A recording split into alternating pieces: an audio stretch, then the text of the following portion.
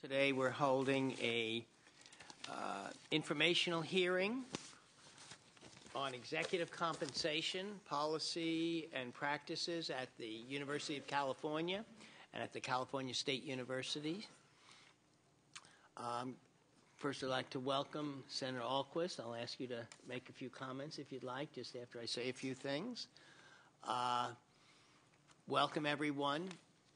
A little background, the reason that we're having this hearing is that we know that our budget funding, there's no surprise for the higher educational components for all our four-year public institutions has been severely cut. We know that this year we cut 12% in funding for higher education from the prior year. We know that there may, with our triggers, if we don't get resources that are anticipated or hoped for, maybe is better than even anticipated, that there will be more cuts. Students are paying an increasing share of their cost of their education. That in 2010, we, for example, at the CSU, adopted a 10% tuition increase, and then we did an additional 12% in July of 2011. You add those up, you're over 22, almost 23% total increase. At the same time, one of the events that led to this hearing was that at the I think it was in the July meeting when we increased the CSU board increased the fees by 12%.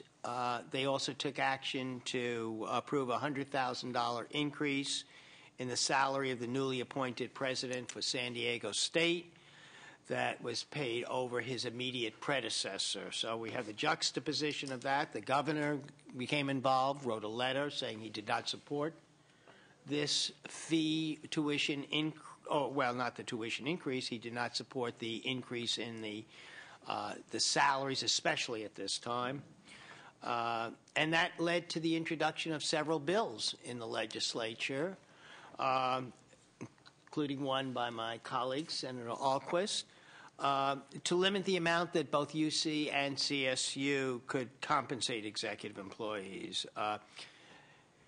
CSU trustees then requested that the legislature not develop any statutory interventions or changes until they've had time to internally review their executive compensation policies and practices. And this hearing today will give us the opportunity to more thoroughly and thoughtfully consider the policy implications of these changes that the legislature may want to contemplate and hear so they can understand how both CSU and UC are approaching this very sensitive issue. While there are specific instances of compensation that came to and the juxtaposition of the compensation to the cut or the raising of tuition and the cutting of funding for the CSU and UC, those, rather than dealing only with those, and that's really where much of the focus will be today, this really raises a lot more broader issues, and that is, how do we align both the responsibility and the accountability at our public post-secondary institutions? How do we what's the balance between not micromanaging, not coming up here and making decisions basically on how they run those institutions or how to implement the policies that are developed both by the governor and the legislature, but how do we hold them accountable but at the same time allow for a certain amount of responsibility on that responsibility on the part of those institutions. The question also, and the broader issue is do the governing board's actions, do they represent and reflect what's in the best interest of the state? They are independent, but is there an alignment between what they're doing and what is really considered as state goals? How does the state benefit from this use of public dollars? compensation? Is there a basic benefit? Do these packages reward goals and outcomes that meet not only the state's interests, but the interests also of the institutions? And that raises other issues. In the absence of clearly articulated goals, which we don't have, what we're really asking, we don't really clearly define the goals and vision of what we ask the institutions to do. What do then the trustees and the Board of Governors, the regents, consider as reasonable outcomes that warrant such generous compensation? What are they going to hold these presidents accountable for? I mean, do we measure? Are there performance standards? What performance is expected of them? Are those performance standards that are expected by the institutions the same as the performance that the legislature would like to see coming out? We don't have that conversation. So we're going to get caught up frequently on issues like this, which are very important, but sometimes do not touch the broader, larger issues. Now, today, we're not going to answer all these questions. I'm not here to deal with all these larger, but I'm just saying we're not going to truly answer all these specific questions without truly understanding our roles vis-a-vis each other and what our shared vision is, or where it's not. But what we do want to expect to learn today is what are the current policies and practices and the changes that are under consideration at each of our 4-year public institutions. This issue is not just one that's come up this year. It's been ongoing. We've seen media reports over the last 5 to 6 years. We've seen both the UC and the CSU engage in reform efforts. And so we'd like to know where are we right now. At a time of limited resources, when is enough enough? Are we going to, do we say, hey, we'd like to offer more, but, we just can't at any point. This is it.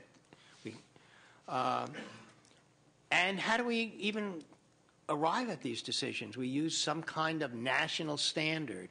Is that the best measure to be using? Is that appropriate at this time, to be just measuring ourselves against a national standard? National standard doesn't help us in raising our tuition, raising our resources in the state of California. That's, we have to figure out how we're going to fund this and what is reasonable, and is that the best way to evaluate whether we're getting the best people or not. And what other options does the legislature have for affecting the use of these public dollars for executive compensation? For example, should the legislature be concerned about the use of non-public dollars also? We've had legislation in terms of the use of public dollars, but what about the use? Are we going to grow the use of non-public dollars? And then to whom is the university accountable to? Is it accountable to the public, to the taxpayers, or is it to just those people that are providing resources to the university, the private sector? So these are all issues that are just kind of out there. Questions been raised, why aren't we dealing with the community colleges? Well, there are issues at the community colleges in terms of executive compensation that are similar. However, salaries for community college presidents are set by locally elected governing boards. They're accountable for their decisions. That is not to say that we don't have some of the exact same issues going on at the community colleges that we at some point need to be addressed, but it's a different process at the community colleges. So we're not going to today anyway deal with that. And so I think with that, I'd like to kind of ask my colleague, and I want to thank you for allowing me to put down or say some ideas that I think will frame this discussion today. But I'd like to now ask Senator Ahlquist if you'd like to say a few words.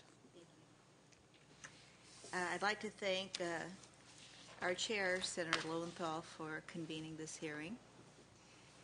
It's very important to all of us and important to all of our students who are not here in the room with us, and to their parents. I have been interested in this issue for many years, probably starting when I was a member of CPEC, the California Post-Secondary Education Committee, in 1994 and 1995. And I'm sensitive to the issue of these large salary increases for executives that appear to be done on the backs of students, because I remember as a college student, and I'm 67 now, I remember as a college student at one point when fees were going to be raised and it looked like perhaps I would not be able to go back.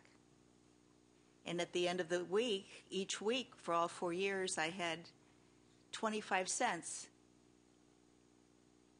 It was the kind of college where they provide room and board when you have a scholarship. So I had 25 cents of my own, and 10 cents went each week. 10 cents went for the wash machine, 10 cents went for the dryer. So I had a nickel left at the end of the week. And if I saved that nickel for 4 weeks, I could go to the student union once a month and buy an egg salad sandwich. And I did that for 4 years. So I understand what students are going through. I think that students have a window of opportunity to go to college, and we keep saying college is so important. But for starters, I would ditto everything Senator Lowenthal said, and I remember reading in the Wall Street Journal 3 or 4 days ago that this recession is probably going to last through 2015. And I've seen all kinds of quotes from college and university administrators talking about raising fees. And I just don't understand why there isn't a greater understanding of the synergism between what students have to pay and how much it costs to run a university. I've seen several marginal changes around the edges, but they are not lasting, concrete, or substantial. And that's what I am looking for. So I look forward to this hearing. I have talked to several trustees, and I know the issue is even larger than what we will be dealing with today, but we certainly need to make some concrete changes that we as legislators and as parents and grandparents can be assured will be in place 10, 15, 20 years down the line. And that occurs through statute. So thank you very much. I look forward to hearing from you. Thank you, Senator Ahlquist. Let's begin. Let's hear now from our legislative analysts. Judy Hyman, we're going to do an overview, the background, the history, some of the CPEC studies, what the BSA audits, comparable institutions, recent events, all the good stuff to kind of lay the foundation so that we can hear from both CSU and UC. Welcome to our committee. Thank you, Mr. Chairman. Good morning. Good morning. Judy Hyman from the Legislative Analyst's Office.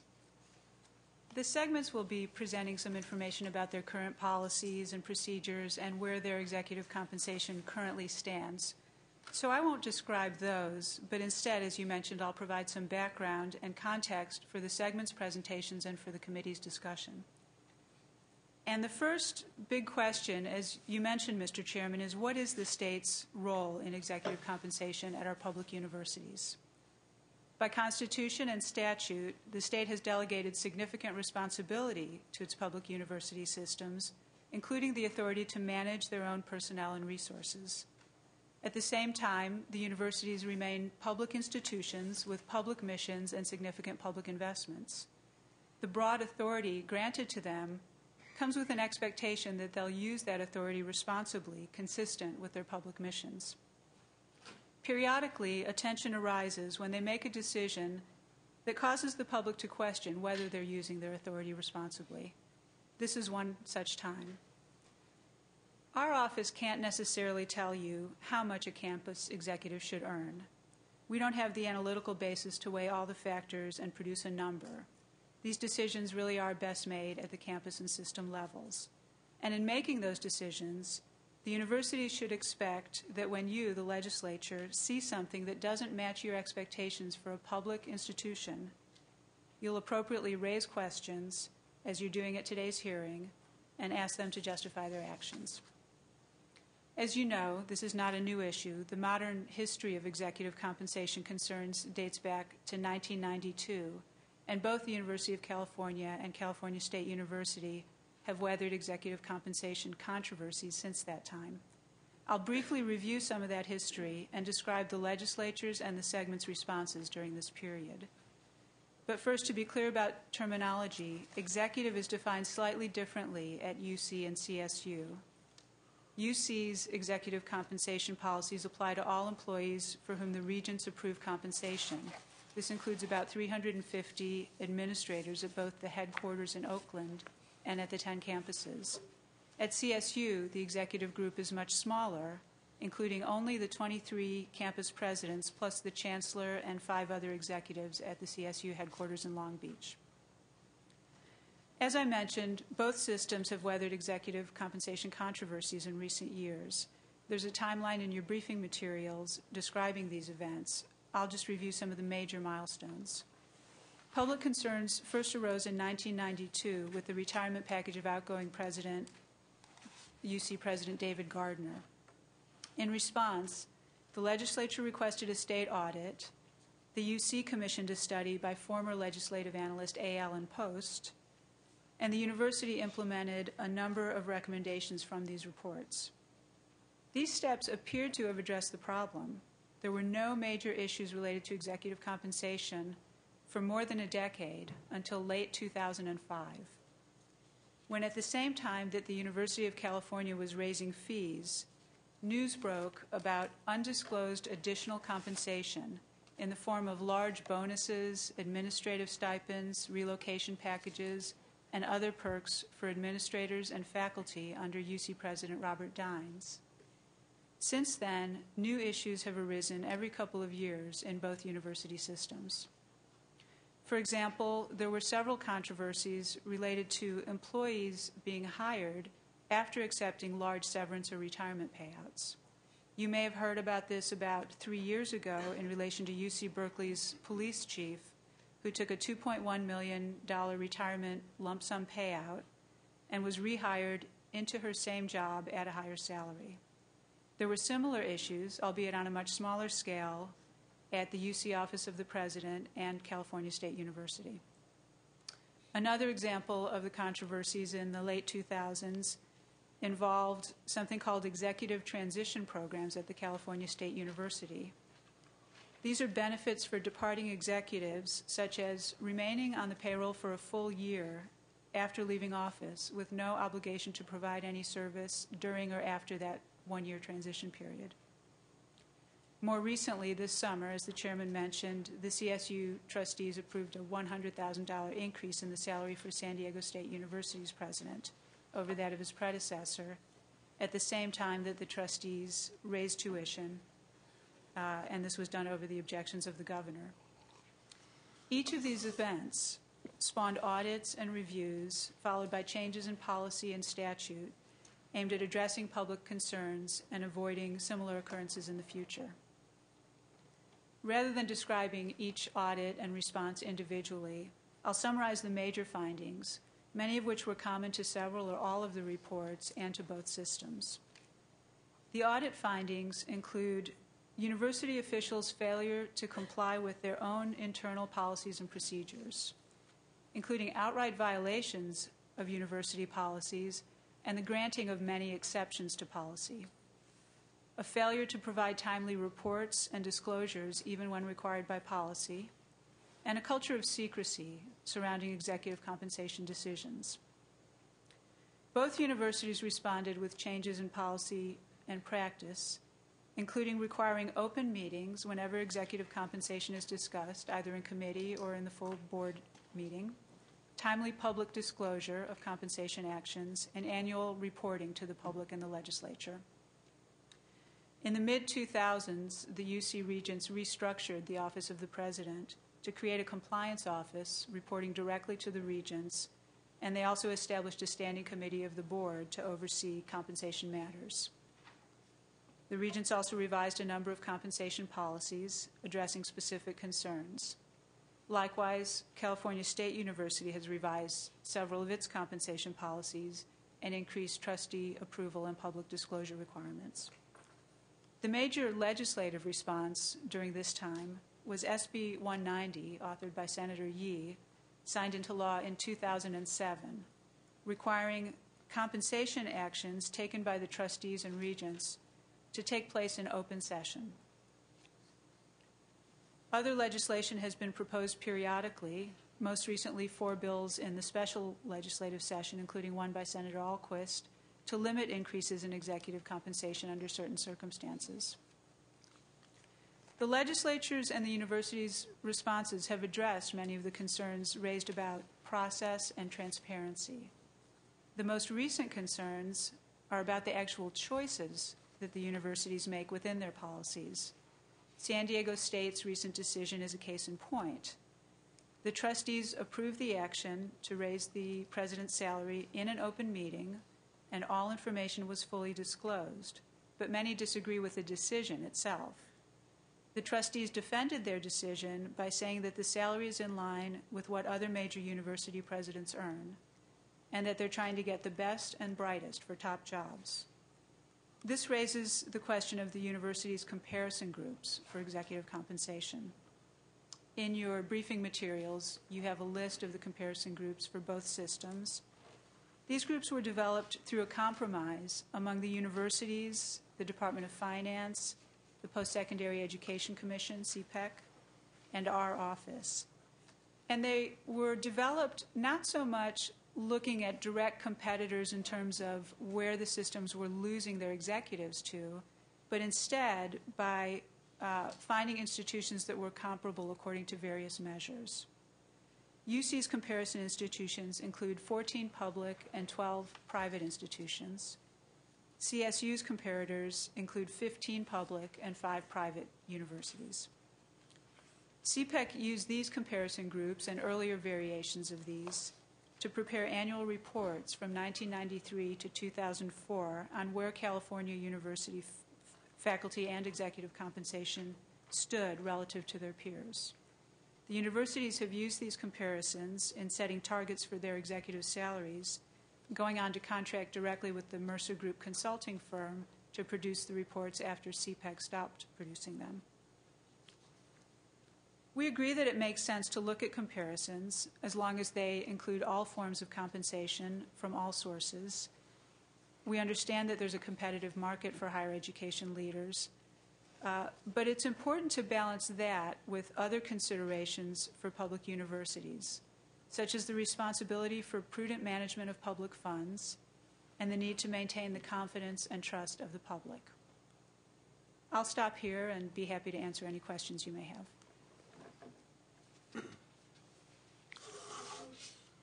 Do we, in some of the questions when you talked about, it's not so much now the question of the process of transparency or openness in decision making, but really the judgmental process itself, or these appropriate kinds of decisions. When you said that they need to look at all forms of compensation, not just the actual salaries, are we able to gather? Have you been able to obtain that information? Do we have are we able to understand that? We're able to get a lot of it, and the consulting groups that the universities use do use surveys and questionnaires to collect much of that information.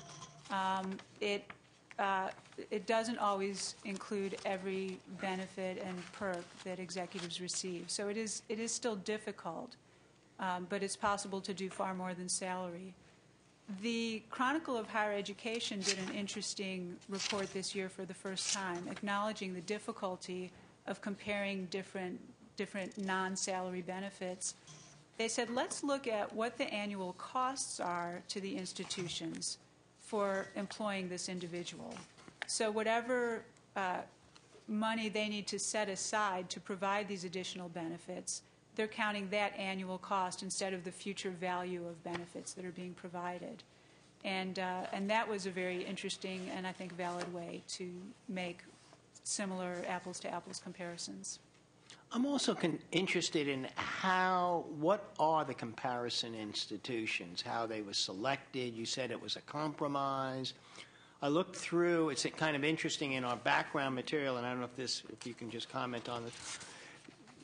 First, we have the comparison institutions, and then from the Chronicle of Higher Education on April 3rd, there's an article of this year, Presidents Defend Their Pay as Public Colleges / Budgets, which is and I just look in the back about the highest, and they listed the highest paid executives at public colleges in 2009-10, and I look at the two of the highest paid executives are the president at Arizona State and the president at George Mason University, one making $726,000 and the other one making over $600,000. How did these, and so we have chosen some of the highest paying institutions to be in the comparable one. How did that happen? Where does that fit in to what's in the best interest of the public? Were they chosen because they were just high paying institutions? It's an excellent question. My understanding is a larger group of institutions that were comparable by various measures, the size of the institution, the balance of urban and rural campuses. Arizona State University is a PhD granting institution and a research institution. Right. CSU is not a PhD granting institution. Limited. How was that? Right. The level of research activity, et cetera, and other measures. And the universities, it was really a compromise that allowed the universities to have some choice in which institutions were included, and the state entities to weigh in the other direction, and we got some of both. But you raise a very good question. I think if we think about comparison groups, people assume we're looking at the competitors. Who are our competitors for the executives that we're recruiting?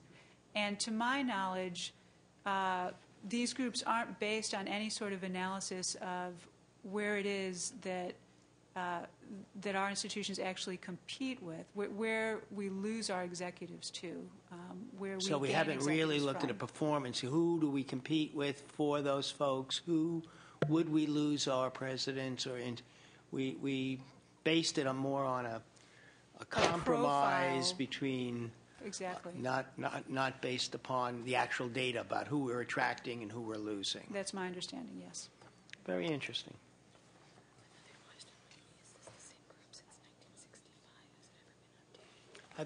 When did this compromise take place that we identified these?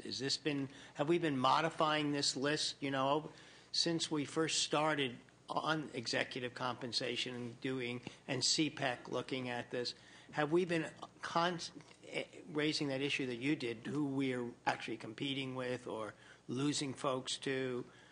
Have we been modifying this list over time? The list was modified only a couple of times over the past few decades, and I believe the last time was in the 1990s, in the late 90s. So it's almost 20 years now since we've, potentially up to 20 years, it may have been less, but potentially up to 20 years since we've looked at those, who gets on what comparable list, how do we really look at executive compensation vis-a-vis other institutions, what we're paying our leadership. And so that has not been an updated list at all on an ongoing basis. That's right. California State University recently announced that it plans to develop new comparison groups. Good, we'll ask them. Great. We would certainly think it would be appropriate for state-level offices to also have a hand in that and ensure that state interests are balanced with the institutional interests in selecting comparison So groups. do we have actual data to look at, not just executive compensation, but the whole thing of retirement benefits, housing, income, spousal income, possibly? Do we have a pack? Do we look at every institution in terms of that overall data? The reviews have become more comprehensive, but I would Good. hesitate to say that they're fully comprehensive. Good. And the recent approach I mentioned by the Chronicle of Higher Ed may be an alternative to trying to place a value on some of these benefits that are actually difficult to put a price on. The last question is, and I don't have in front of me the governor's letter, but as I read, and I, let's just see.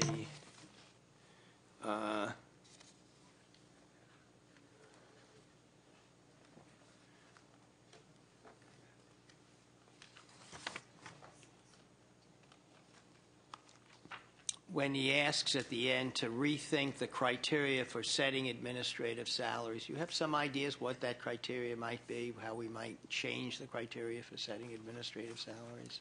Well, certainly one aspect is to rethink the comparison groups and who's included in them. For example, the inclusion of private universities along with public universities when we're setting salaries for public university leaders. And the components of compensation are certainly could be a valuable topic for discussion. The other issue is what we saw at the issue at San Diego State was of the $100,000, I believe $50,000 was public funds, $50,000 of that increase were foundation funds, private funds. Are we seeing an increase in the use of foundation funds for compensation? And what do you see as the impact of paying more presidents from non-state funds, from private funds? I believe we are seeing an increase in the use of foundation funds. But I would caution that sometimes these funds really are fungible with state funds. For example, if the foundation raises private money for the benefit of the university, certainly the state cannot control how the foundation uses that money. But it's important to be aware that those same funds could be used for other things that benefit the university. So it is still a trade-off when the university chooses to use those foundation funds for executive compensation rather than for, say, programs to improve student retention or student success, or other things that they could just as well use those funds for. That's certainly the case with tuition funds. We see those very much as a part of the the funds that are available for general purposes that include state general fund as well as student payments. So yes, there is a distinction, but it's important to recognize that that's still a choice that the institution is making regarding how it serves as a guardian of its resources. I was just wondering if it raises some issues about responsibility or accountability. To whom is that president? If as we increase, and I agree that there may be real legitimate reasons and but do we raise other issues as we increase that? To whom is that president? You know, I mentioned before, it'd be nice if we had a really clearer vision from the legislature in terms of goals, what we would like them to accomplish. But do we move further away from that and have presidents more than potentially accountable to private interests? Then, and I'm not saying it will happen. I'm not saying it necessarily we can do anything about it. It just is what is going on, and it'd be nice for us to understand more some of those impacts. That's all I'm asking. I don't come with a prejudged conceit, but I am concerned about the issue and that potentially it raises other issues that we just haven't explored yet at all. Senator Ahlquist?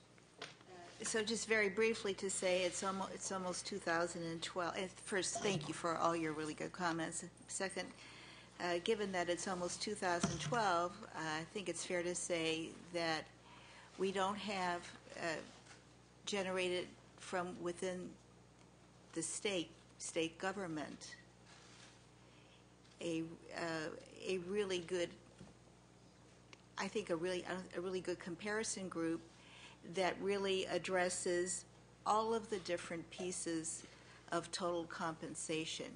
So we can be told salary is one thing, but if I were to say to a parent, just go online to this website and there'll be this one sheet and you can check out, you know, given that these are public universities, The charter is to see that our students can come to the universities and get a good education.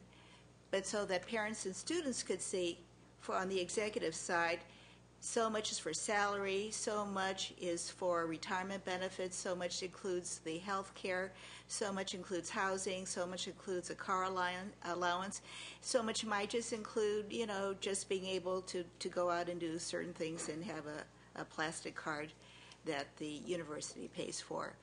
So it sounds like that's something that is missing. And the understanding that these are public dollars that are to go to support students' education growth. I think you're correct that we don't have fresh comparison groups that look at total compensation. It's been a while since those have been refreshed.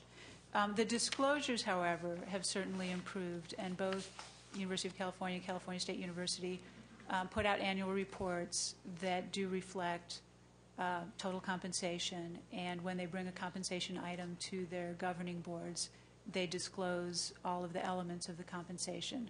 So that information is publicly available. But you mentioned the problem with looking just at salary. As you'll see in the universities' comparisons to their peers, they show very large gaps in salary between the California salaries and the comparison groups. When you include all of the other benefits, the gaps are far smaller. So it really does make a big difference. Our universities tend to be quite high on the non-salary components and with less emphasis on the salary component. Thank you. Thank you. Thank you. We're going to now, thank you for that excellent overview and background of where we are. Now we're going to move towards some of the policy and practices. We will begin with the California State University. I welcome you. I think it's Lou Monville, Chair of the Special Committee on Presidential Selection and Compensation, Roberta Achtenberg, who is the member of the Special Committee on Presidential Selection and Compensation and former Chair of the Board of Trustees. Welcome. Senators, thank you for the opportunity.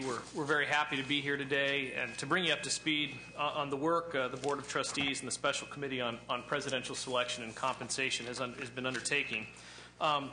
Before I dive into it, I'd like to give a little contextual comments to kind of where our committee is going. First, the Board of Trustees recognizes its responsibility to the students, the faculty, staff, and state to provide the best possible education and graduates ready to be successful in California's workforce. We take that mission very, very seriously and recognize the need to manage our resources, but also know that we want to have great universities and we're going to need great leaders to accomplish that goal. The recruitment and hiring of campus presidents is one of the most important things that we do. We have a policy and practice that we have revised over time. But over the years, core principles have remained somewhat the same. One, taking into consideration the mission, size, complexity of the programs and the campus. Two, the system and national leadership context. Three, the length of executive experience. Four, performance. And five, market competition. In setting salaries, our goal has previously has been to be in the mid-range of the market using the current CPEC 20 comparators. And Senator, I do give you some update on where we're going in that later in my remarks. We have both dealt with the changes in policies and practice with regard to executive compensation, but admit that we're certainly not experts in all the details. There's a lot of history that predates both of us. We do know, however, that the Board of Trustees and the Chancellor have heard and listened to this body and others and have revised our policies as appropriate over time, responding to concerns. For example, we just had a report from the Chancellor at our last meeting regarding transition programs, final relocation expenses of recently hired presidents, and changes in vice presidential compensation. All was done publicly, all transparently as part of our practice. This is just an example of our effort to make sure that we not only adhere to our adopted policies, but also remain transparent and accountable to the public. Andy Martinez from our office here in Sacramento is here and will be able to assist us with any questions on history or timetable of policies as needed that may be outside of our background. Between myself and Trustee Achtenberg, we've served on well over 15 presidential searches and know from our experience that finding the right president for each campus with its unique qualities, students and programs, opportunities and challenges, and we know that given the disconnect between resources and demand, we also need to find innovators who can lead the faculty and staff through change in a positive way while remaining committed to high-quality access and success of our students. The national competition for campus leaders, especially those who reflect the diversity of our state, is a real challenge. We have seen the outstanding candidates we could not even bring to the pool for consideration or during a search, given that they were frankly making too much elsewhere today. And we have seen the impact on campuses when we do not have the right match between the campus and the president. With that, I'd like to thank both Senator Lowenthal and Senator Ahlquist for the opportunity to tell you about the work we are doing as a board through the special committee that was named by Chair Herb Carter this past summer. The special committee is charged with examining both the selection process and the approach to search for our executives. We've had 2 meetings, and to date we are scheduled to meet again. We've had 2 meetings to date, and we're scheduled to meet again on October 12th. Our meetings are public, and we're holding them in the Chancellor's office so that they can be web streamed for you, your staff, and other interested parties to be able to access our work. In addition, our Sacramento staff will continue, has been and will continue to keep your staffs all informed of the work that we're doing. The materials of the committee will be given to you and your staffs, as well as they continue to be posted on our website under the Board of Trustees section of our website web link. Before we started our work, we personally met with both of you and 15 other members of the legislature to discuss and listen to the concerns so that we could begin our work with the full understanding of the policy and political concerns that we face as we tackle this difficult issue. We started our work with the selection process, which I only touch on briefly today, making revisions to our current policy to make sure that we have the ability to recruit candidates from within our system and elsewhere without jeopardizing their current position and personal privacy. We have made it clear that we do not want to that we do want to continue to find great talent from within the system, and where appropriate, we should note that 9 of our 23 campus presidents currently have come up through the system, which in a national perspective, we're a real leader and a role model in that fashion, but we look at ways that we can continue to do more in that regard. We find ourselves, however, losing sometimes the best candidates because of legitimate concerns about the reaction of their current employer when it's made public that they're looking for another job. Our change in policy allows the search committee, on consultation with the Community Advisory Board, which is made up of faculty, staff, and students selected by their peers, whether we in fact want to conduct campus visits for finalists. The Board of Trustees adopted this change last week so that we are prepared to begin our work in selecting 4 new presidents. As you might be aware, we now have presidents who have announced their retirement at 4 campuses, San Francisco, Fullerton, Northridge, and San Bernardino. So we do have a great deal of work facing us in the coming year. And Senator Ahlquist, your comments about upcoming 2012 are certainly mindful for us because we know we have a lot of work ahead of us to maintain our continuity and leadership. So you're assuming 4 presidents will be hired in the next year? Is that what you're saying? That's correct. Okay. And for brief background on that, the search committees now at Fullerton and at Northridge have just been formed. Would expect that based on the timetable today, that their work would conclude sometime in the early part of 2012. And then the search committees from San Francisco and San Bernardino will probably get started shortly on the heels of that and wrap up before the end of the academic year. We're just trying to balance workload amongst the board. So we've now really begun in earnest to work on our executive compensation policies. We believe that our current criteria overall, as I mentioned earlier, remains the right framework for how we evaluate candidates and their final compensation. We also agree that we need to reconsider what we use for national market comparisons, the role of state versus non-state dollars, and what we can do to mentor and develop more leaders within the ranks of this great university. We have three main issues that the committee is examining right now. First is the issue of comparators. Our current policy is to set salaries in the mid-range of the comparators, which, as you discussed earlier, were set years ago, long before my time, probably, and before Roberta's, by CPAC. I think it is our view that these comparators do not reflect the diversity of our campuses and the lack of the systems, of the breadth. The 20 CPAC comparators include 5 private institutions and 15 publics that are a mix of systems and campuses and probably just aren't applicable to what we face. The committee has begun an analysis of new comparators for our campuses using comparisons that are a much better match for those purposes. We are looking at up to maybe 5 or 10 comparators for a range of 3 to 5 campus groupings. And we think that will be better in really comparing apples to apples. Our staff is doing this analysis now. I've seen some very preliminary data, and we're going to fully dive into this at our meeting on October 12th. We believe that by developing a better set of comparators, we can stay competitive, but without artificially high salary ranges.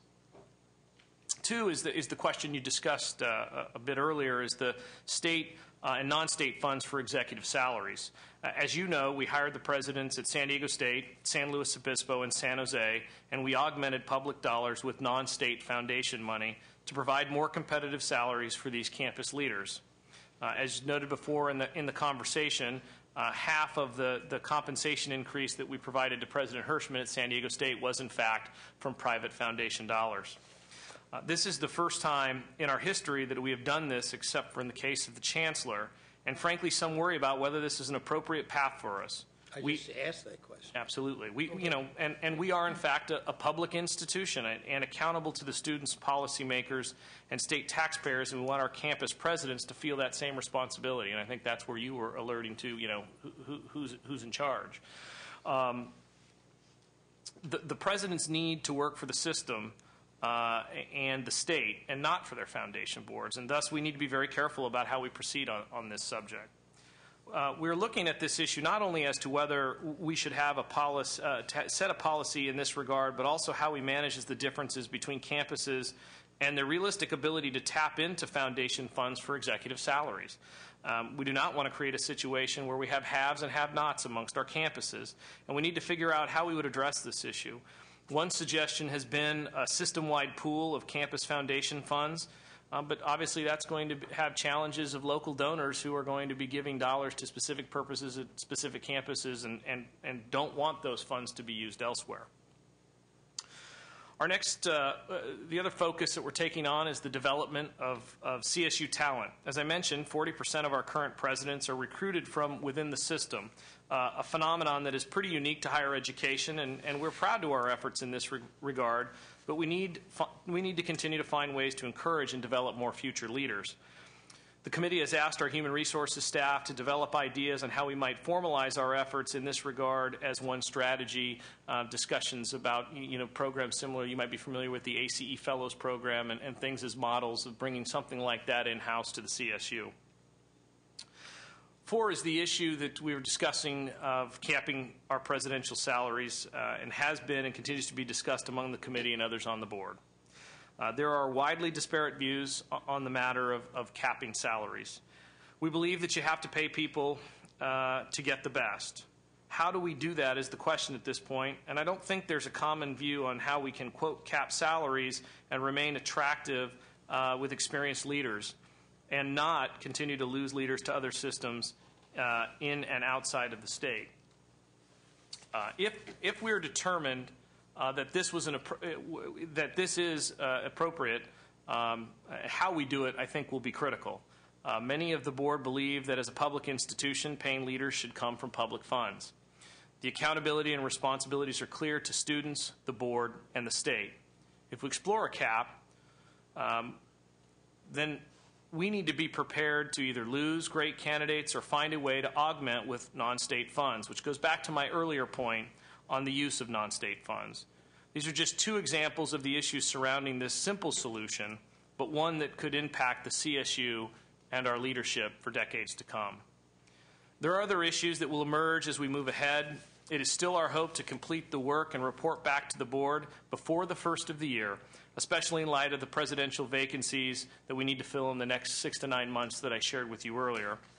At the same time, we will take the time we need to sort through the issues and make sure that we have considered changes to our policies and practice that are not only right for the university, but also respectful to our job and to be prudent with the people's money. Senators, I believe this outlines where the committee is at this point. We're working hard to be thoughtful, responsible, thorough, and respectful, and of course, with always one thing in mind, giving our students the best, because we believe that is what they deserve. Again, appreciate the opportunity to be with you today, and look forward to the continued dialogue. Thank you. I have a few. Would you like to begin, or shall let me ask a question first? Just what you know. I hear a lot about, the marketplace and the competitive marketplace and wanting to attract the best people and not lose. Have we lost any presidents to other major universities in the last 5 years? I was going to say we lost San Jose. I'm just doing... to a major university because of the compensation? Correct. So we lost one? And typically, I think... in my experience, where we lose those is those who are maybe at the provost level advancing to presidents. I know. Well, that we're always going to do. I lost, yeah. You went through that in your time at Long Beach, I'm That's sure. That's right. Yeah. We did that. I'm just wondering, I hear always, well, we're in this competitive thing. We have to have these. This is the major issue, the compensation and where we are, and we try to find, we're going to lose people. I want to know the data. Have we ever lost anybody? And do we lose people, presidents? We're not at the top. We're not paying a lot. I'm not saying we are. Absolutely. We have typically pegged our compensation to the mid-range. Right. In recognition that we are expending the people's dollars. And I would say that compensation is not the only issue, nor should it be. And if we were to be losing candidates for whom compensation is the most important thing, then, as my mother would say, sei gesund. But, so you make an important observation. We are constantly, however, in a process of reassuring our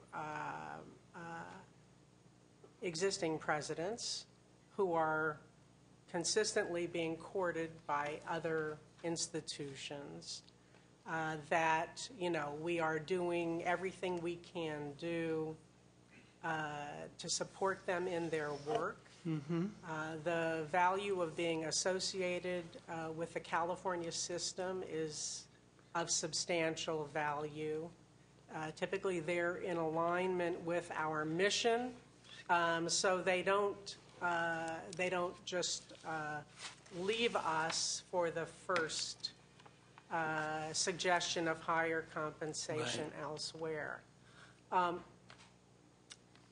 On the other hand, if we were to be consistently non-competitive, we would then be extremely less attractive to candidates who come to us from outside the state. As it is, because we have a state-based retirement system, we are, to some extent, at a disadvantage, meaning that academics who come to our system from outside of the state can't bring their pensions with them. We have a non-portable pension system here. And that's a disadvantage as well. It's just a fact of it. I mean, I'm not saying replace the PERS system because in some respects it acts as a disadvantage to attracting people from out of state. Far from it. On the other hand, it is an enormous advantage to those who participate in the PERS system. Oh, yeah. And as you pointed out, Senator, with regard to total compensation, the beautiful benefit that is the PERS system does make us somewhat more competitive with those both from inside the state and from elsewhere, because it is such a handsome system. As the analyst pointed out, in cash compensation for our senior executives and for our senior faculty, I might point out, we are, if you were to look at cash compensation alone, we are 52% out of the market for our executives, and I think about something approaching 30% for our faculty. However, when you add in the additional perquisites as well as the retirement system, that reduces substantially, such that our presidents are 24% below the midpoint of the executive salary range to our current comparator institutions, and our senior faculty are 22% out of market. But as the analyst pointed out, it reduces the extent to which we are not currently in the market substantially. So you make a good point that we haven't visibly lost substantial numbers of presidents to other institutions that pay more. I would also point out, however, that we have asked 3 of our most recent hires to presidencies to take a pay cut to come to work at the CSU, and 3 of the 5 have been willing to do that. Now, that perhaps suggests to you some kind of disconnect. What it suggests to me is we are still attractive, as I'm proud we are, to those who put mission first and who care most about leading institutions that serve the kind of students that we serve. When you talk about take a pay cut, are you talking about from the public side? No, I'm saying that they were currently making more money. And that includes the foundation money that's added on to their salaries? Yeah. Correct. Yeah. So which raises another issue, an unintended. You talk, part of the issue is the creation of a climate of, who we are and how we attract people and how we compare.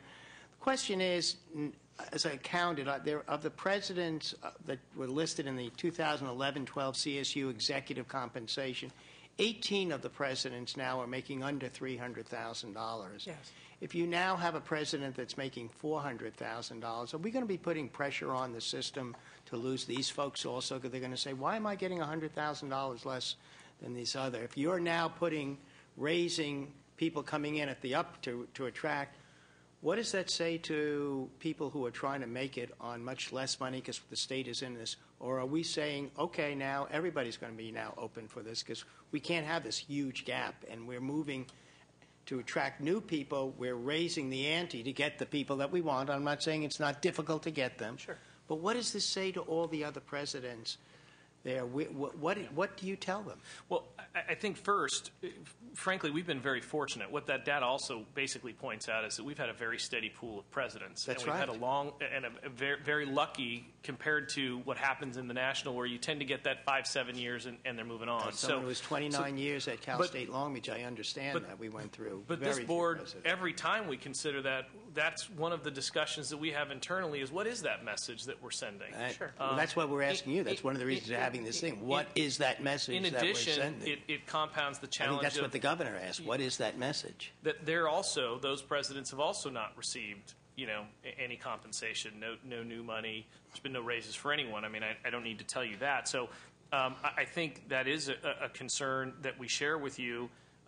However, again, we have to balance that with the challenge of attracting candidates that represent the diversity and the base of experience that we need for our campuses, and that's part of the balancing act we're discussing now as part of this committee. And I understand that, but if that means this inexorable pressure to use foundation money to fund those folks, because we're not giving them any increases in state, and they're looking around now that they're seeing, which takes money away from other programs. Let's I think there would be So I'm just trying enormous- how we deal with this Yeah. balance. We're sending different messages and we're trying to understand here at the legislature, what is that message? Are we talking the same language? What is your vision? What is ours? And if that means there's going to be tremendous pressure on the top to keep increasing at the top level to bring in new people, what is that going to say? Does that open up this entire system to, you may get the best one or two, and now we Right. have tremendous morale issues throughout the system. I think you make an excellent point, Senator. I really do. And there are, I would say, most members of our board are reluctant at best to see any widespread use of foundation dollars to augment presidential salaries. I think that would be the wrong way to go. It sends the wrong message, and as you should note, Trustee Monville pointed out that we've only used foundation dollars in 3 instances In the very recent future. in the very recent past, and that's centered around university. We have some of the largest, most complex, most diverse universities in the country. We also have mid-size universities and a series of smaller universities. And one of the ways we propose to deal with that range is by given that CPEC is out of business, we no longer have the benefit or detriment of the CPEC 20 comparator institutions. We need to develop our own comparator institutions at this point, and our proposal includes taking into account the complexity of our system, so that we're going to be proposing to you, and in a very transparent way, I'm assured, erecting a set of comparator institutions that are slightly different for each set of our own institutions. So we'll probably have 2 or 3 sets, I'm told. At least that's the way we're leaning right now. And that will put a downward pressure on salaries, meaning that some of the leadership of some of our smaller institutions, I think, will understand that because it takes more money to lead a larger institution, that doesn't necessarily mean that everybody's going to get a big raise. And far from it, not only does the climate not allow it, but there's enormous resistance on our board from using substantial amounts of private dollars because that's the wrong policy to pursue. And as Senator Alquist has pointed out, it sends the wrong message. Well, and I think in your comments, both of you are accurate, and I think this exercise that we're undertaking of really updating the comparators is going to give us a real opportunity to look at where we stand, and are we really comparing apples to apples? Senator Lowenthal? Yeah, Senator Alquist. I have several comments. The first one would be, I think it's good that your committee is making recommendations to increase internal recruitment. I think having what I figured out to be about 38.9% coming from within is a very good thing. And of course, I think it would be great if it were 80%. On that note, I also believe that within the system, there's got to be a real priority to mentor people, to grow new talent within the system, people who are already here and who are in the current systems, because I think you can talk about the cash comparison, but as Ms. Achterberg mentioned, the PERS system is very, very good. And so we really need to look at the total. Sure. We talk about, you talked about establishing new comparators, and I think new comparator institutions. I think that's very important. And I have other questions, but my first question to you is, what, as you have 4 new presidents that will need to be hired, what is your exact timeline for establishing these new comparator institutions? What are your actual deadlines? We're going to review the first cut of that material at our meeting on October 12th. Okay. And then, again, I think I would anticipate at least another meeting or 2 of the committee, and our plan is to have it to the board and have this, our new policy moving forward wrapped up before year's end. Before this year's end? That's correct. So before January 1st, 2012, Yes. You will have a new comparator institutions. In Sheet. fact, that would be a part of the overall process. We want to have the entire process related Okay. to the discussion on compensation, including the comparators, wrapped up by year's end. Okay, so that we know now, that is very good. The next point is that as Senator Lowenthal very correctly asked, we really haven't lost many people. Here it is. Well, I mean, they really, not that many have been wooed away. where I think we... Isn't that how you answered him? Well, I think where we lose that, I think, though, you have to put that into context of what we lose on the front end. I think between Roberta and I, we've been on 15, probably about 15 different searches. And the challenge is, and the most recent example in San Diego State, there was a lot of question as to how come we didn't get more seated candidates, how come the pool wasn't more diverse and representative of the population of the students we serve.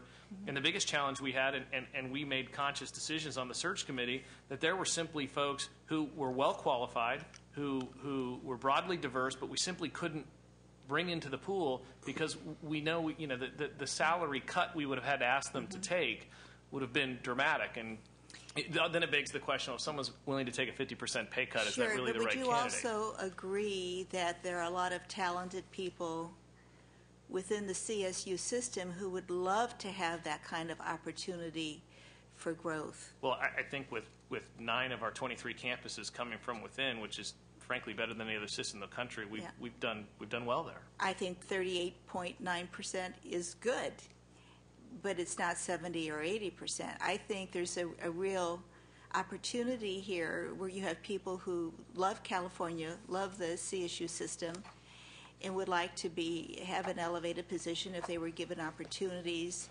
and mentorships, experiences to do that. But the other point I wanted to make, representing 1 million people in Santa Clara County, and of course that's Silicon Valley, but it's also a lot of other people. I have one of the largest mobile home communities in the state, which was one reason I like to keep costs down here.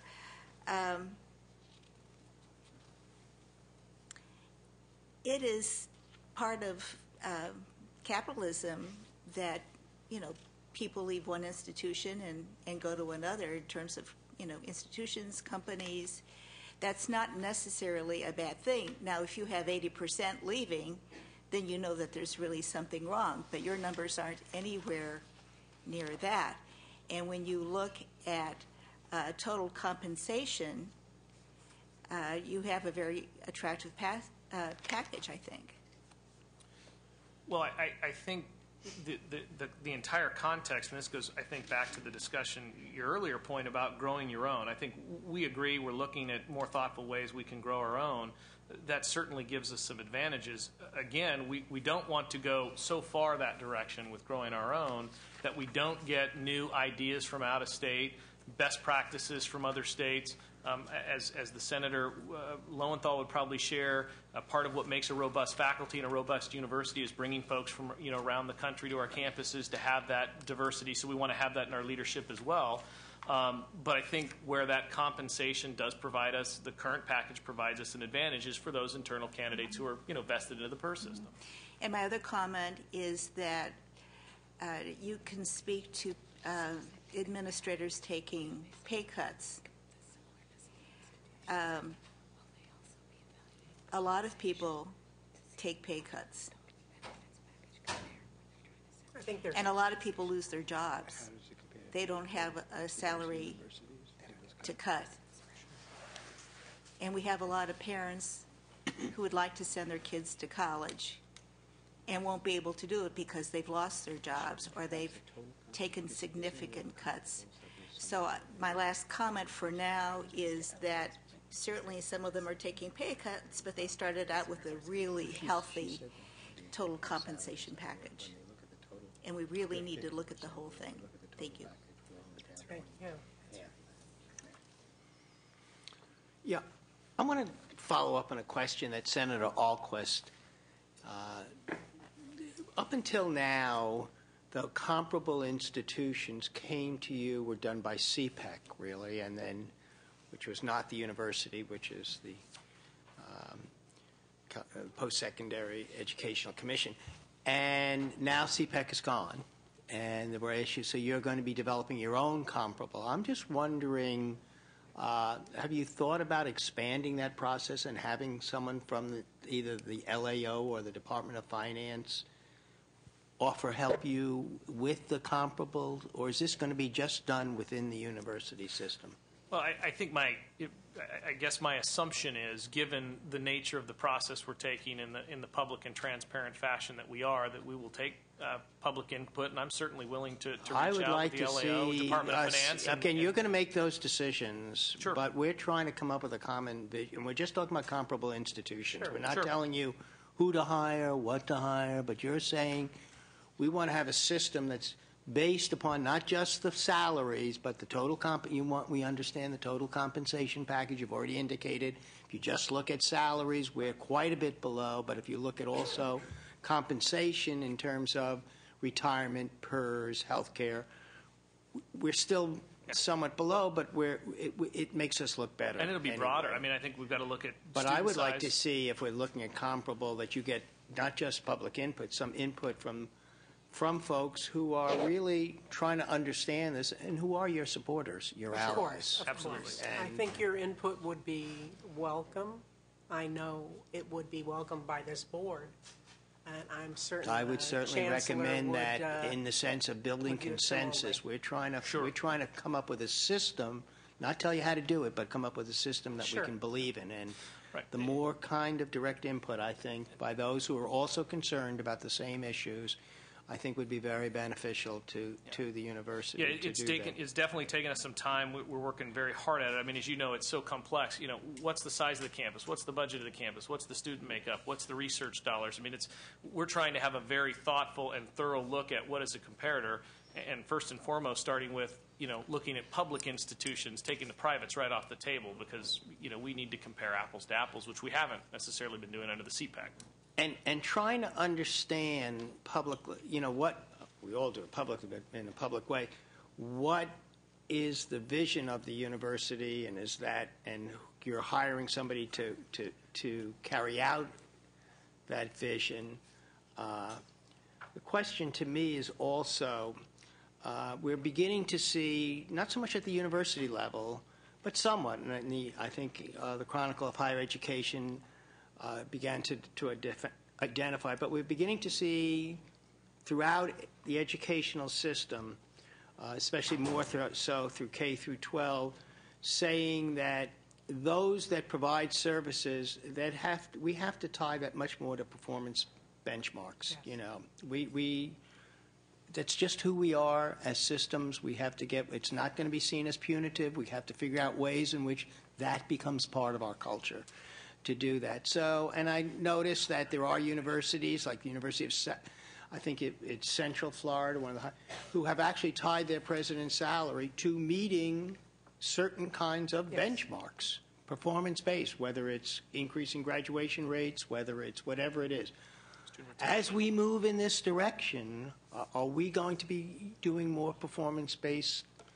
And can you, Yes, Senator. in that evaluation? Indeed. When I was chair of this board, we instituted a graduation initiative which set a series of metrics regarding attraction, retention, and graduation of students, disaggregated, so on the basis of socioeconomic, racial, and ethnic factors, to make sure that statistics weren't being masked by an overall higher statistic. And we set in place a process of holding our presidents accountable for their graduation statistics and seeking improvement where there was a gap for whatever reason. So that got put into place beginning almost 5 years ago. That's part of presidential evaluation. And I would also point out there are other measurable factors that are part of presidential evaluation. In this system, we evaluate our presidents every 3 years and every 6 years. It's an extremely thorough system of presidential evaluation. Part of it is subjective, but there's a lot of it that is objective. And while that becomes a part of their private personnel record, the factors, some of the factors that we do look at and hold them accountable for are a matter of public record, and we disclose that through the graduation initiative and then ultimately through our strategic plan, which we also adopted when I was the chairman of the board, that puts in context all of those metrics. So, and we, our system is much better measured when it comes to presidential performance than almost any system about which we know. And that was part of what we were trying. We can always improve that. That's great. And I would be, you know, obviously we would be interested in your recommendations. We would love to see about, some, yeah. right? Because as I say, I think the message has to be, as we're talking about, if we're going to be asking, or the legislators are, I chair education, it's not just higher education, it's all.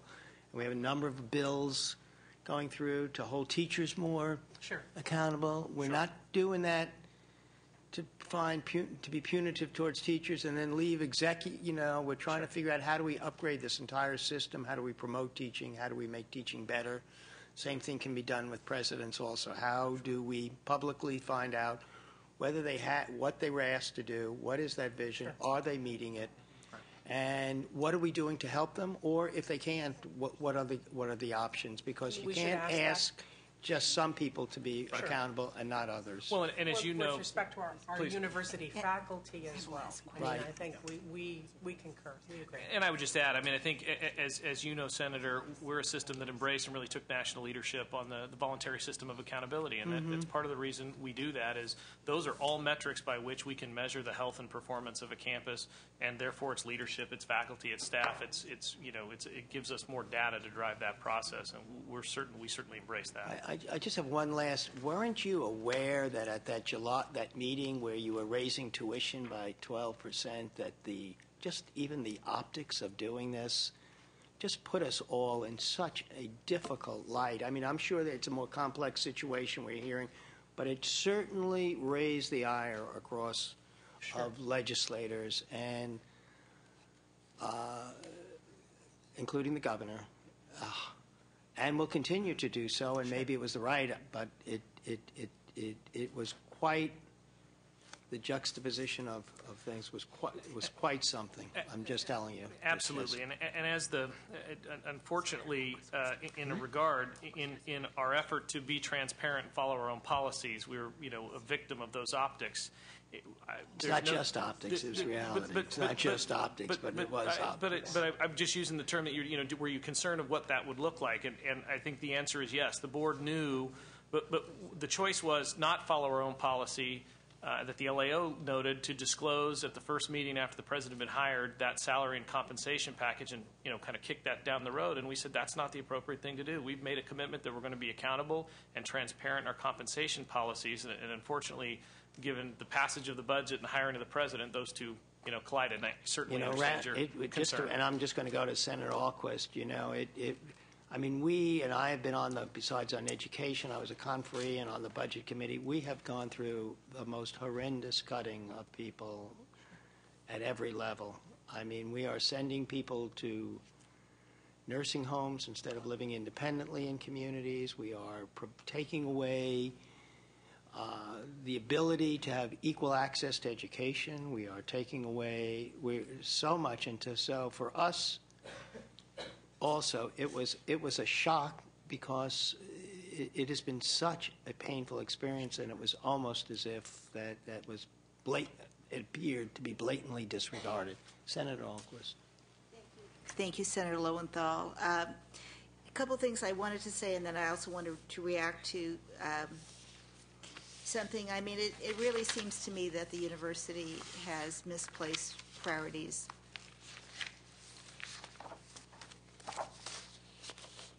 If everyone on your board made an average of $75,000 a year, I don't think that decision would have been made.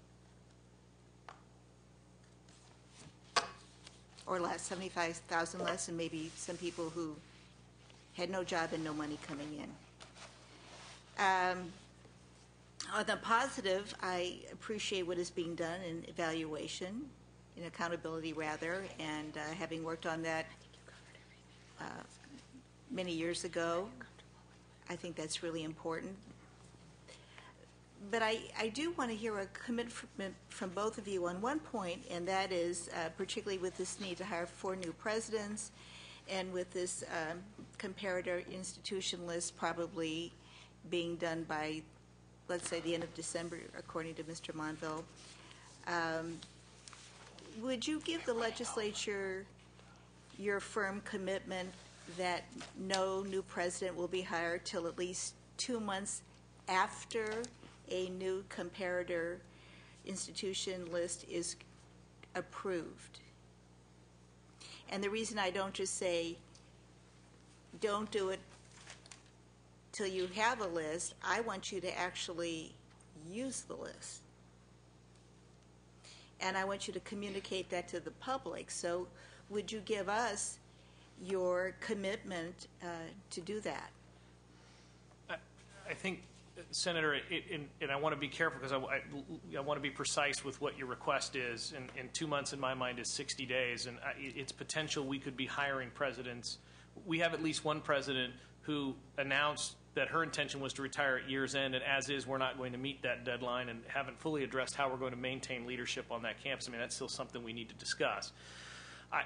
And so I think it somewhat becomes a definition of, when are the comparators defined and when they're used. I think if I understand what you're trying to achieve is you want to have an understanding that these are comparators that everybody has vetted, and while we may disagree on points, as a whole, we can say this is a set of markers we can live with. Yes. My intention, and I think the goal of the committee and the goal of our board, is to have that done before year's end and have that in place before we move forward on the hiring of any presidents. I'm not sure about the 2-month or 60-day time frame. Would you commit to 1 month? I mean, there's got to be. It's nice that you're going to have a list. Sure. But I know about lists. Sometimes they get tucked away somewhere and they're not used. And it's about accountability. Understood. And I think certainly to have the list that has been vetted, that is your list. Right. Your list. Well, but that you will say, this is your list, but it becomes a public list, and that you will then have the accountability to use that list in choosing a president. And I think 4 weeks is more than reasonable to say you would have that out there. I think what I'd like to do is tell you we're going to be, we're going to take a first look at where we're at on that on October 12th. I don't yet know. I may have to come back to you and say, we've got a lot more work to do here, and this time frame has slid. So I think what I would like to do is report back to you and anyone else that you'd like. To the chair would be fine. To the chair and me after the also. meeting on the 12th. And then give you a sense of here's where I think we really are, and here's the realistic time frame, and find a time frame that's comfortable for you to make sure. I just want to be careful that I'm not doing anything to hurt, in particular, Cal State Northridge. And so I'm very sensitive to making a commitment on behalf of my colleagues on the board in the absence of making sure I've got that addressed. So what I'm hearing is, number one, you're not sure yet if you'll have the list, the comparator institution list, done by the end of December. You think you will, but you're not positive. Well, I only chair the committee. I have a lot of colleagues, and I don't I'd like to finish my Yes, ma'am. statement, please. I try to be respectful. Okay, I'm hearing two things. One is that I'm hearing you're not positive now that the comparator institution list would actually really be done by the end of December. And number two, you're not comfortable at this point saying that you would actually have the comparator institution list in place for at least 4 weeks before you choose a new president, i.e. that you would use that list to help choose a new president.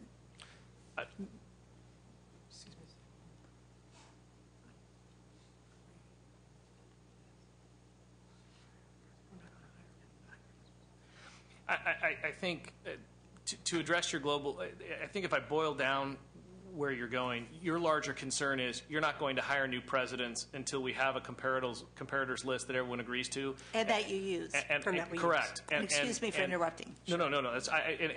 Because I want to have a dialogue here to make sure I'm answering your direct question. And the answer is, based upon what I believe the direction of our board is, yes, we don't have any intention to hire any presidents until we have that completed. Okay. And what I would say to that, intentions are good, but they're not firm commitments. And what I think I'm asking of the chair is that we get a firm commitment that a new university president will not be hired until at least 4 weeks after the comparator institution list is made public.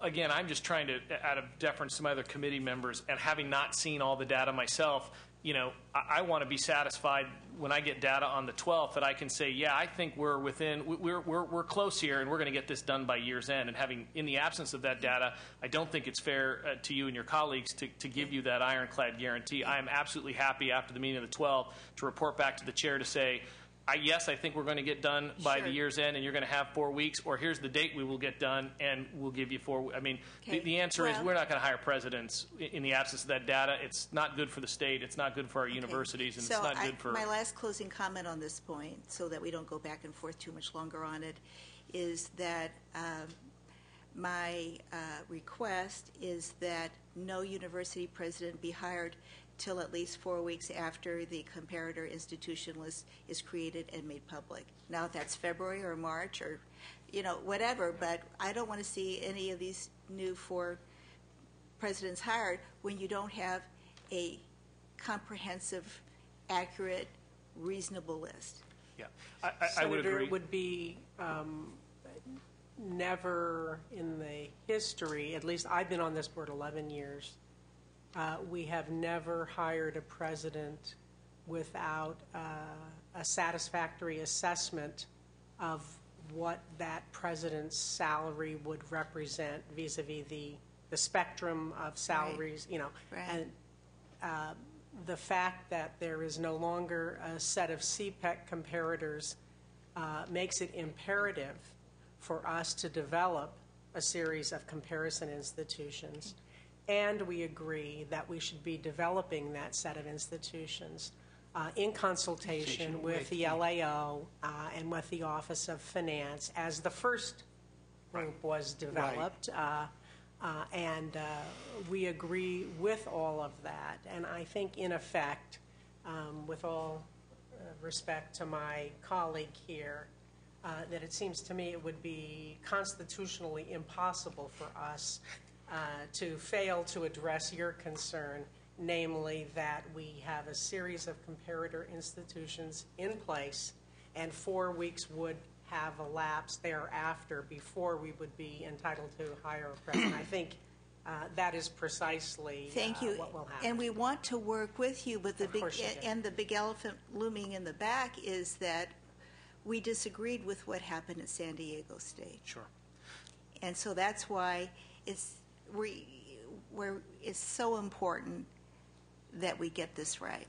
The initial list, the initial data and list will be public on the 12th, and we'll begin right after that reaching out to the LAO and finance to get their feedback. Thank you both. Thank you. Thank you. Thank you. Well, that was a full discussion. Let's move on to the University of California. I believe we have Nathan Brostrom, who's the Executive Vice President for Business and Operations at the University of California's Office of the President. I do believe we also have a regent. I would like you to join us at the table and just introduce yourself. And we'll save all our negative comments for you. No. Because you put yourself in our lines, right? Not really. Please introduce yourselves, George. Yes, I'm George Kiefer. Yes, I know. Member of the Board of Regents and Vice Chair of the Compensation Committee for the Board of Regents. Welcome, Mr. Kiefer. I'm Nathan Brostrom, Executive Vice President of Business Operations for the University of California. Welcome. Thank you very much, committee members, for the opportunity to speak with you today. This is a very timely topic for the University of California, since we are also about to launch a search to replace our San Diego Chancellor when she steps down next year. In preparation for this, the Compensation Committee of the Regents have asked us to undertake a study that identifies the roles a chancellor plays within the institution and within the larger community, both nationally and internationally. This study will also provide information about who our competitors are and how these competitors fund and pay their leaders. Regent Kiefer will talk later about some of the policy perspectives that you will be considering. The University of California is an institution founded on the commitment to excellence that underlies all facets of our operations. 6 of our campuses are ranked among the top 50 universities in the United States by U.S. News & World Report, and UC San Francisco is ranked at number 5 in the U.S. News ranking of medical research universities. In addition, 7 UC campuses were ranked among the top 50 universities in the world in the recent rankings by the Center for World-Class Universities, with UC campuses occupying the top 3 slots for public universities. Our university programs attract billions of dollars of federal and private funding and promote economic, social, and cultural development. In fact, university researchers bring in almost twice as much research support from external sources as the total state appropriation, which now represents about 11% of our total UC funding. As a result, we have compensation that is paid from all of these sources. For example, our medical centers and hospitals generate revenue that not only pays the salaries and compensation of all their staff, but also contributes to and supports the health sciences school at the campuses. The university is also a key economic catalyst for the state, directly generating $46.3 billion in annual economic activity and contributing $33 billion towards California's gross state product, with UC supporting about 1 in every 46 jobs in California, according to a September 2011 study that we had commissioned. Put another way, for every dollar the California taxpayer invests in the University of California, it provides a foundational support that, when supplemented by other revenue sources, results in nearly $14 in overall economic output. UC also admits more low-income and first-generation students than any other major university in America. We do face competitive challenges in compensation across nearly every category of employees in the university. In every category, our employees are underpaid compared to market, but no more so than in our senior leadership and our faculty. Limiting the pay of the university's top administrators and faculty would establish arbitrary thresholds that do not correspond to reality or the competitive market for hiring and retaining qualified personnel, and substituting legislatively determined salaries for that of the marketplace and administrative practices would jeopardize our competitiveness and the quality of our leadership. You have before you the 2004 CPEC study of executive compensation that shows our chancellor's salaries lag competitors by 37.5%. That lag has since grown to over 40%. The pay of our 10 chancellors already falls in the bottom third of the 62 institutions that belong to the Association of American Universities. Are you including the retirement, PERS, in that, can we see that data? Yeah, in fact, that we- is not just the compensation in terms of salary. You're talking about retirement, health care, lifetime health care benefits. And What I was referring to there was cash compensation, but we do have the study that shows with our benefits. And that is does, that similar to what we heard from CSU, that difference comes down once we include that? They mentioned that they were significantly, once they included those, the differences between their overall compensation packages and others was significantly reduced, the difference. Still less, but significantly reduced. Is that true for the you will? That's true. It comes down by about a third. Okay, so let's hear that. Yeah. Right. No, I was going to make that point. I would note, though, however, that last year the regions did adopt a new tier for the pension and significant changes in retiree right. health that are going to cut that. I mean, we have a very generous benefits package, both in current benefits and post-employment benefits, that will start to come down as some of these new reforms kick in. Unfortunately, It's reality is appropriate. what it It's is. appropriate, That's right. yeah, That's yeah. right. As I mentioned, 6 of our institutions are in the AAU, and they do rank in the bottom third. In fact, the highest paid UC Chancellor in the AAU from Berkeley ranks 45th of the 62, and Chancellor Yang at Santa Barbara, who was the president of the AAU last year, was the lowest paid member of the AAU. Can I ask that same question Sure. then? I asked to the CSU. Have you lost any chancellors to other institutions? I was thinking of that when you asked the question. I've only been at the university about 5 years.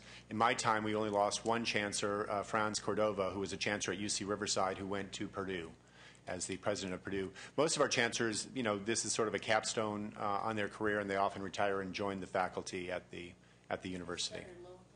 Yes. Could I ask the figures you are giving, as the chair astutely asked, are all the figures you are now giving us for just salary, the comparisons, or are they truly for total compensation versus total compensation? Because if you're just going to give us figures just on salary, it's not going to mean a hill of beans. Well, the AAU statistics I just gave were on salary, and those come from the Chronicle of Higher Education. So that's not that helpful to us. Well, except the other material we gave with our comparators includes total compensation, and everything we list on our public website is total compensation of all fund sources. Well, then why don't you just give us information, please, that is total compensation? Because people are watching and they trust that what you are saying reflects total information. A lot of our comparator institutions don't give all that information, so it's hard to get direct comparisons. Base salary, you can get that. But the message is, with the exception of the one chancellor from Riverside. Riverside that went to Purdue, we're not really losing leadership. Could I make a It comment may be- on that, Mr. Yes. Chairman? I think it's often less a question of losing leadership, particularly when they're generally 55, 60 and finishing out a career and then Right. going back, than it is recruiting leadership that is the problem. So the question is who you're missing from that, who you're not getting, more than whether you've lost somebody who's reached a status of being one of the top chancellors of the top universities in the world. And the other question is not just who we're not attracting, is do we have a pool of people who really can accomplish the shared mission or the mission of the university, and have we restricted that pool? It's not just in comparison. It's also we have to come to grips with what is our mission, and which is the other question I keep. Are we going to begin to, when we recruit people, are we going to have performance indicators? Do we have performance indicators of what we want? Is it appropriate? I'm not here to say, throw the baby out with the bath. I would want to start that discussion, because we're starting that discussion at every level of education. To what degree is salary based upon ongoing performance, and what are those measures, and how do we measure them, and what is the role of both state goals and vision and the institution's goal? And how Let me, do we deal with that? Let me interrupt Yes. the more informed Well, I've Vice interrupted, so President, you can interrupt.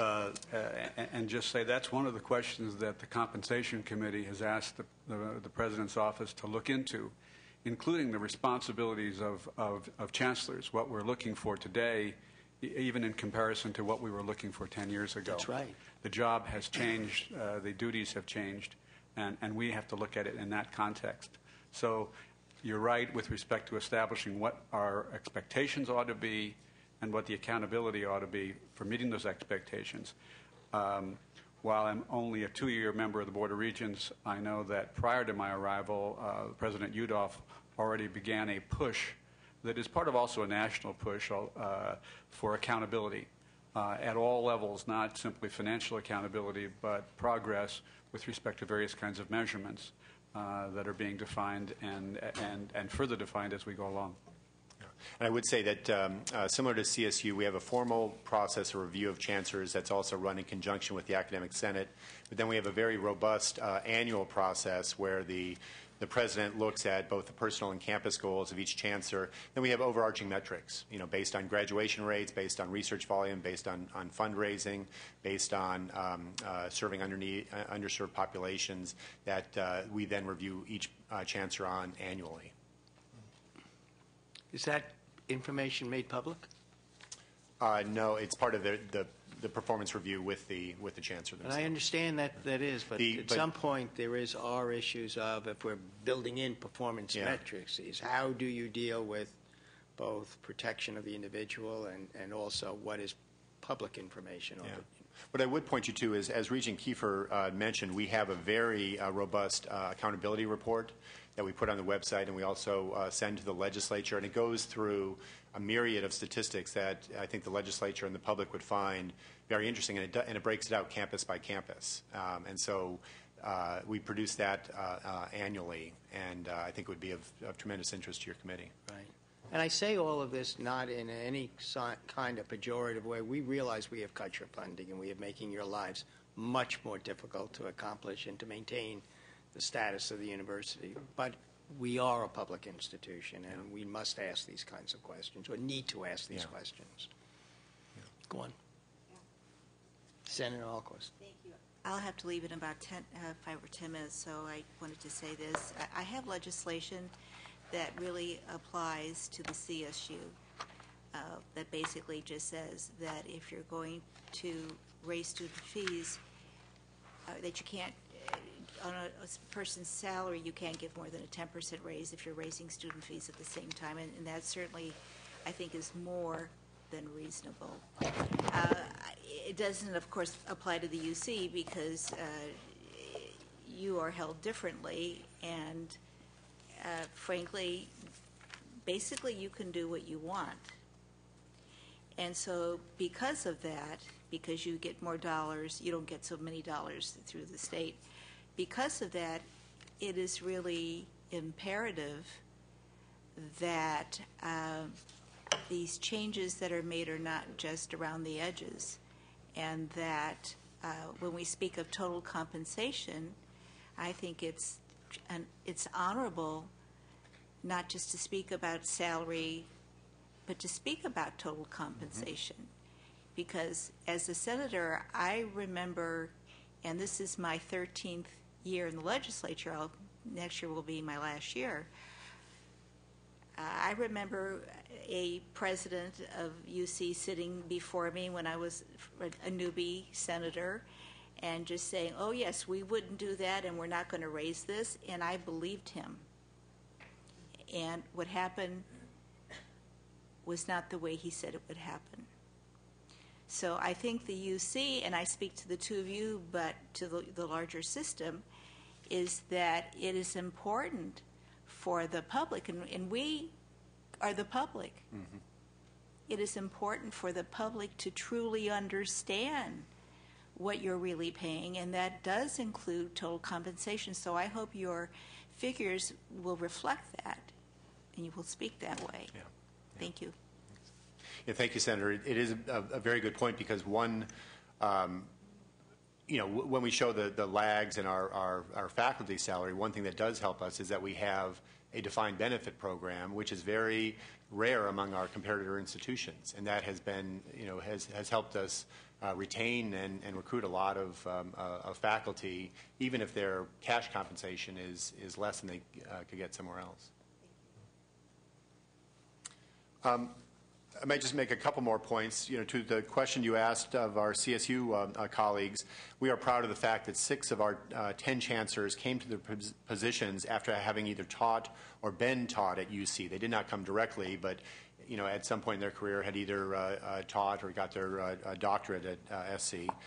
We take great pride in producing and recognizing this homegrown talent, and we'll continue to look at internal candidates as we fill positions in the University of California system. We have been extremely fortunate to attract and retain senior leaders of this caliber, but they are also highly sought after by other institutions around the world. And the final point I'd want to make is just on governance and transparency, because there are many improvements that we have implemented over the last 5 years. In October 2009, the Independent Task Force on UC Compensation, Accountability, and Transparency, which had been created by the Regents in 2006, met again to review the university's progress towards implementing the 22 recommendations that had been proposed by the task force and the Regents. And the following is a quote from the 2009 task force report. Quote, "These efforts met not merely the letter of the recommendations, but met the spirit of the recommendations consistent with the tone and tenor of the 2006 report. We are impressed with the amount of effort and the results, the seriousness of purpose with which the reforms were undertaken, and the dedication to operationalize transparency and accountability. Further work has been done since that time to continue and improve upon our commitment to transparency. I might just point out a couple of things. We annually report executive compensation practices for all staff members whose total cash compensation exceeds $218,000. This is one of the most comprehensive reports on compensation of any university or governmental agency and is posted on our public website, as is the annual report on compensation for all UC employees. And this report does include all forms of compensation, including cash compensation, current health and welfare benefits, and post-employment benefits. We establish and regularly review policies to ensure clarity of intent and consistency of compensation practices, and we conduct ongoing audits to ensure compliance with policies and reporting requirements. We believe we have made tremendous progress since 2006 and have established policies, practices, and oversight mechanisms that do help ensure transparency and disclosure of compensation. And again, thank you very much for having us here. It is an important topic for us at this time. Yeah. What we heard, I have just a few questions. What we heard from representatives of the CSU is that recently, I think they mentioned that there are now, including the most recent hire at the San Diego State, but there are now 3 presidents who are being paid in part through the use of private or foundation funds. My question to you is, are private or foundation funds used to pay for executive salaries at all at the UC system? Is there any intent to do that? Or we don't see, they listed that they had 3 and they told how much.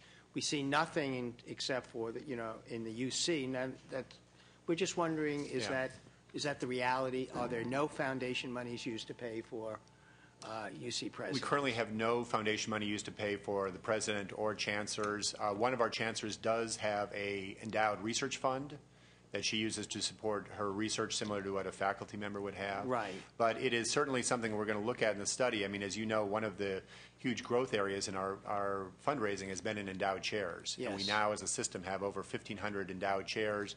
It's a way, frankly, that we are